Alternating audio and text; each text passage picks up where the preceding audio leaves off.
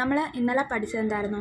2 component regulatory സിസ്റ്റമാണ്. അപ്പോൾ നമ്മൾ പറഞ്ഞായിരുന്നു 2 കമ്പോണൻറ്റ് റെഗുലേറ്ററി സിസ്റ്റം 2 കമ്പോണൻറ്റ്. അപ്പോൾ എന്താണ് മെയിനായിട്ടും അതിനകത്ത് 2 പ്രോട്ടീൻസ് ഇൻവോൾവ് ആവുന്നുണ്ട്. അതുകൊണ്ടാണ് അതിനെ എന്തെന്ന് പറയുന്നത് 2 കമ്പോണൻറ്റ് റെഗുലേറ്ററി സിസ്റ്റം എന്ന് പറഞ്ഞത്. എന്തൊക്കെയായിരുന്നു ആ 2 പ്രോട്ടീൻസ്? മെംബ്രെയിനിൽ കാണപ്പെടുന്ന സെൻസർ കൈനേസ് അല്ലെങ്കിൽ ഹിസ്റ്റഡിൻ കൈനേസ്, അതുപോലെ തന്നെ DNA ബൗണ്ട് ചെയ്തിട്ടുള്ള റെസ്പോൺസ് റെഗുലേറ്റർ. ദെൻ ഈ ഹിസ്റ്റഡിൻ കൈനേസിനെയാണ് നമ്മൾ മെംബ്രെയിൻ ബൗണ്ട് എന്ന് പറയുന്നത്. എന്തുകൊണ്ടാണ് മെംബ്രെയിൻ ബൗണ്ട് എന്ന് പറയുന്നത്? ആ സെല്ലിൻ്റെ എൻവലപ്പിലാണ് ഈ പ്രോട്ടീൻ എന്ത് ചെയ്തിരിക്കുന്നത്, അസോസിയേറ്റ് ചെയ്ത് ഇരിക്കുന്നത്. ഇനി ഈ പ്രോട്ടീൻ എന്തിനെ സെൻസ് ചെയ്യുന്നു? എക്സ്റ്റേണൽ എൻവയോൺമെൻറ്റിൽ, അതായത് ആ ബാക്ടീരിയയുടെ പുറത്തെ എൻവയോൺമെൻറ്റിലുള്ള ചേഞ്ചസ്, എന്തൊക്കെ ചേഞ്ചസ് അവിടെ നടക്കുന്നുണ്ടെന്ന് സെൻസ് ചെയ്യുന്ന പ്രോട്ടീനാണ് ഈ എൻവലപ്പിലുള്ള മെംബ്രെയിൻ ബൗണ്ട് പ്രോട്ടീൻ എന്ന് പറയുന്നത്. രണ്ടാമത്തെ പ്രോട്ടീൻ ഏതായിരുന്നു? Response regulator protein.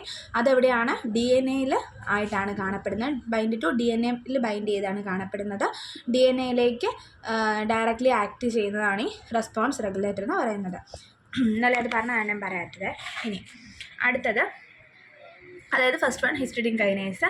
Histidine kinase എന്ന് പറയുന്നത് ഒരു പ്രോട്ടീനാണ്.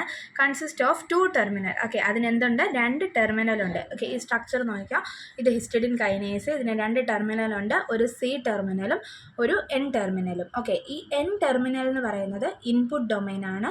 C ടെർമിനൽ എന്ന് പറയുന്നത് ട്രാൻസ്മിറ്റർ ഡൊമൈനാണ്. ഓക്കെ, ഈ N ടെർമിനൽ അല്ലെങ്കിൽ ഇൻപുട്ട് ഡൊമൈൻ എന്ന് പറഞ്ഞു കഴിഞ്ഞാൽ നമ്മുടെ സിഗ്നലില്ലേ, ഈ എൻവയോൺമെൻറ്റിലുള്ള സിഗ്നൽസ് വരുന്ന ടെർമിനൽ എവിടേക്കാണോ, ഈ ഹിസ്റ്റഡിൻ കൈനേസിൻ്റെ ഏത് ടെർമിനലിലേക്കാണ് സിഗ്നൽസ് വരുന്നത്? N ടെർമിനലിലേക്കാണ് സിഗ്നൽസ് വരുന്നത്. ദെൻ N ടെർമിനലിൽ സിഗ്നൽസ് വന്നു കഴിയുമ്പോഴത്തേക്കും എന്ത് ചെയ്യുന്നു? ഈ ഹിസ്റ്റഡിൻ കൈനേസ് ആക്ടിവേറ്റ് ചെയ്യുന്നു. ദെൻ ഈ C ടെർമിനൽ ആക്ടിവേറ്റ് ചെയ്യും. ഈ C ടെർമിനൽ ആക്ടിവേറ്റ് ചെയ്യുമ്പം ഇത് കണ്ടോ, ATP ADP ആയിട്ട് കൺവേർട്ട് ചെയ്യും. ഓക്കെ, ATP ADP ആയിട്ട് കൺവേർട്ട് ചെയ്യുമ്പോഴത്തേക്കും ഇവിടെ എന്താണ്? ഒരു ഫോസ്ഫേറ്റ് മോളിക്യൂൾ റിലീസ് ചെയ്യും. ഈ ഫോസ്ഫേറ്റ് മോളിക്യൂളാണ് ഇതുമായിട്ട് അറ്റാച്ച് ചെയ്തിരിക്കുന്നത്, ഹിസ്റ്റഡിൻ കൈനേസുമായിട്ട് അറ്റാച്ച് ചെയ്ത്. മുമ്പേ പറഞ്ഞ കാര്യം ജസ്റ്റ് അതിൻ്റെ ആ ഒരു ഇത് സെപ്പറേറ്റ് ആയിട്ട് എടുത്ത് പറയുന്നതാണ്. അപ്പോൾ ഹിസ്റ്റഡിൻ കൈനേസ് ഇതിൻ്റെ N ടെർമിനൽ സിഗ്നൽ ഉണ്ട്. അത് വന്നപ്പോൾ ഇത് ആക്റ്റീവായി C ടെർമിനൽ. ദെൻ അതുപോലേക്ക് ഒരു ഫോസ്ഫേറ്റ് അറ്റാച്ച് ചെയ്തു.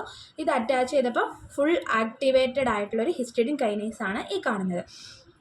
ദെൻ ഈ ആക്ടിവേറ്റഡ് ആയിട്ടുള്ള ഈ ഹിസ്റ്റഡിൻ കൈനേസ് ആണ് എങ്ങോട്ടേക്ക് പോകുന്നത്? നമ്മുടെ റെസ്പോൺസ് റെഗുലേറ്ററിലേക്ക് പോകുന്നത്. ഓക്കെ,